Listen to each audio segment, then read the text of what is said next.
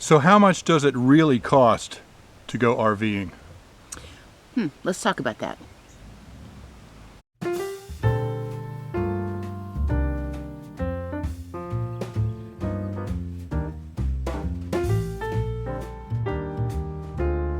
Here we go.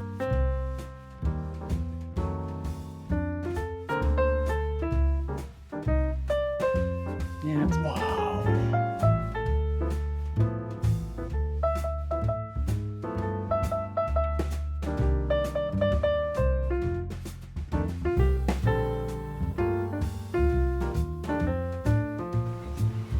Well, hey everybody, I'm Bill. And I'm Elizabeth. Live simple. Live free. And today we want to talk about the cost of RVing.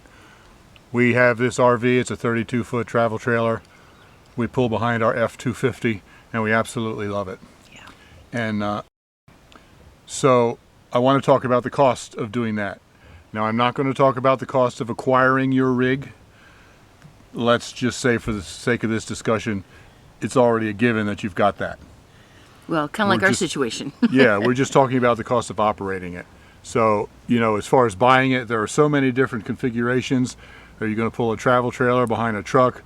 Are you going to drive a motorhome and pull a car behind it? Are you going to use a camper van? Are you going to sleep in the back of a minivan?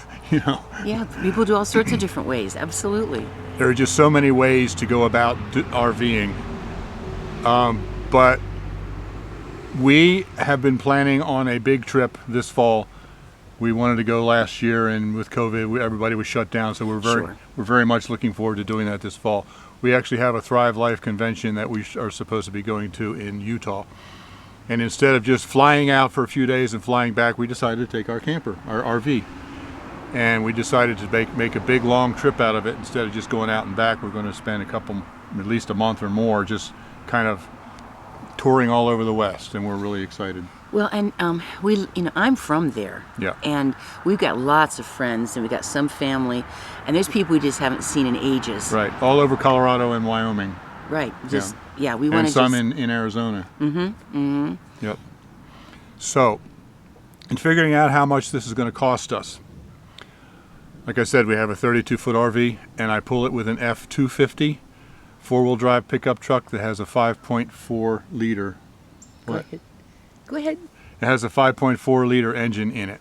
Samson, I love it. Big, beautiful Yeah, black she truck. calls it Samson.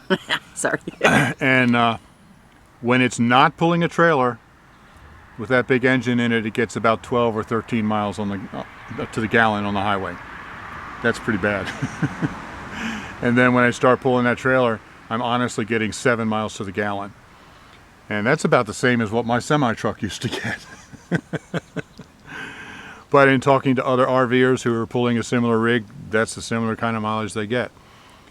So when I figured out how much this trip was going to cost us, I estimated how many miles we were going to do and that sort of thing, figured out the cost. And it was a lot more than I expected, but 7 miles a gallon, what do you expect? Yeah. And then we also have a little Chevy Cavalier that gets 31 miles a gallon, and so I thought, I wonder what it would cost if we took the car instead. And I found if we took the car at 31 miles per gallon instead of the truck at 7, we actually saved $1,600 in gas for the trip. Just gasoline. Just yes. gasoline. Yeah. And then also, RV parks, they're not cheap. They average around $30 or $35 a night. You can find them cheaper. You can definitely find them more expensive, but we'll just go with that as an average. If we were planning on a 2-month trip and we were planning on spending a lot of time mooch docking with friends in their driveway, Yeah. you know, and a few nights at Walmart and a few nights at BLM land, free camping. So out of the 2 months we were gone, let's say half the time we were going to be in the RV parks. That's an additional $1,000 that we would save if we didn't pull the RV. So $1,600 in gas, another $1,000 in RV parks. That's $2,600 that we would save if we took the car. That'll buy an awful lot of hotels. An awful lot. Especially since part of that time we'll be staying with friends, you know, that we'll be visiting for weeks at a time. So we really just started considering, do we really want to take the RV that far? Yeah, Go ahead. It doesn't mean it's not a great thing if we're just going to go someplace that isn't so many miles and we can Right. stay in a spot. But we're talking about a pretty big trip across a big country. Right. It's a lot of So miles. basically what we've discovered, we also want to go to Florida this winter. Yeah. We now want to turn into snowbirds, Well, at least somewhat. at least for a couple. I mean, we're not going to spend the whole winter there, but we might spend 6 weeks or 8 weeks there. And what we discovered is that's not as far as the West. And if we drive down there with the travel trailer, we park it and just stay there for a month, and then maybe move to another spot and stay there for another couple of weeks and then drive home. It doesn't cost nearly as much. So That's reasonable. in our minds, that's what an RV is best at, when you're going to not drive all that far and then you're going to stay a long period of time. Right. Now, we're not talking about people that live in their RV, but in terms of just going on trips. Yeah, but if you're going to be doing a lot of miles, you're going to be moving a lot, it's really expensive. Yeah. So, and that's in addition to the cost of acquiring your rig in the first place.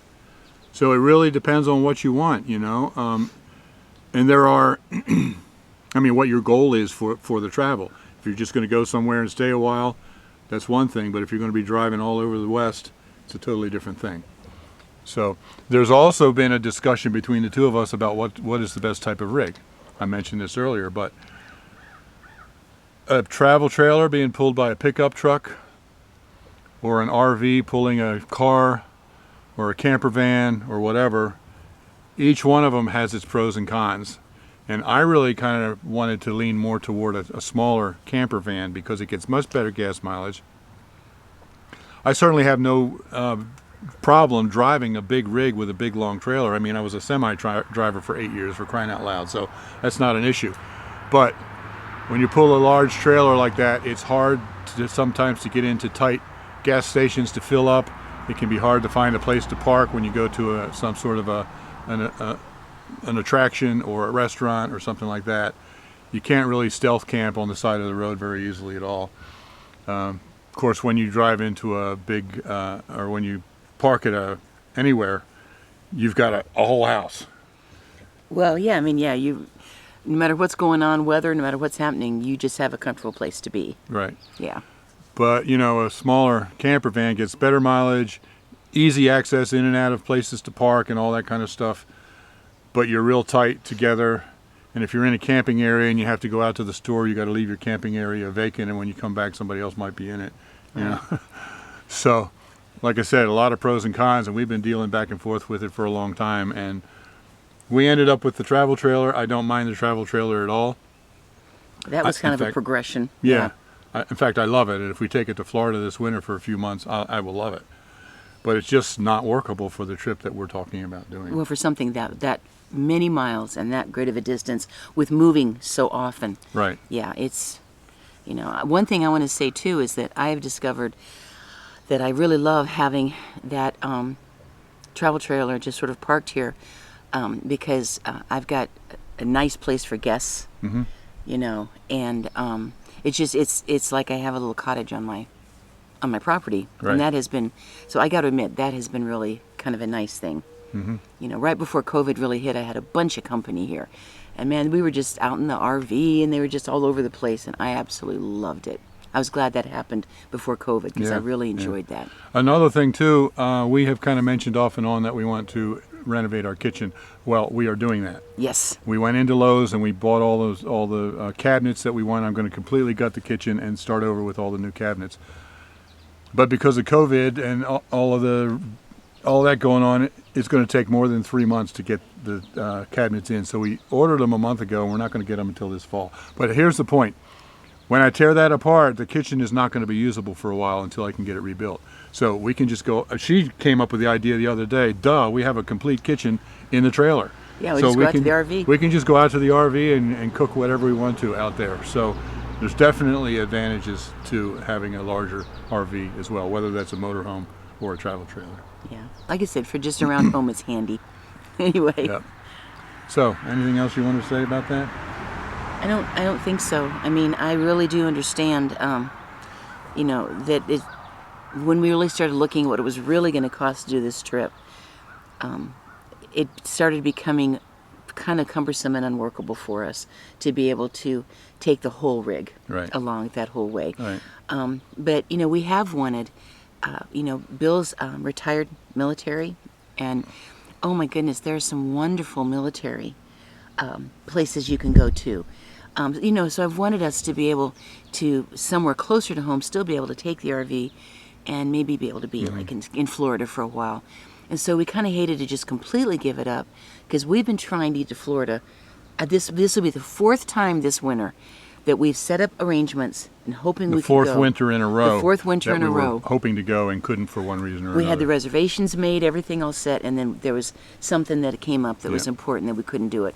So we're shooting for this winter, you know, so I'm grateful to still have the RV for that. Yeah, but you know, she was mentioning military bases. Every major military base actually has an RV campground. And I was thrilled when I discovered this. And they still cost, but they're considerably cheaper. They usually average about $12 to $15 a night instead of like $30 to $40 a night for commercial RV parks. So we'll be doing a lot of that as well. But And also, you know, I'm a senior now. I'm 65. We're going to make sure we get any of the what do you call those things? A thing you buy so that you can the go National Park Pass. Thank you. Yes.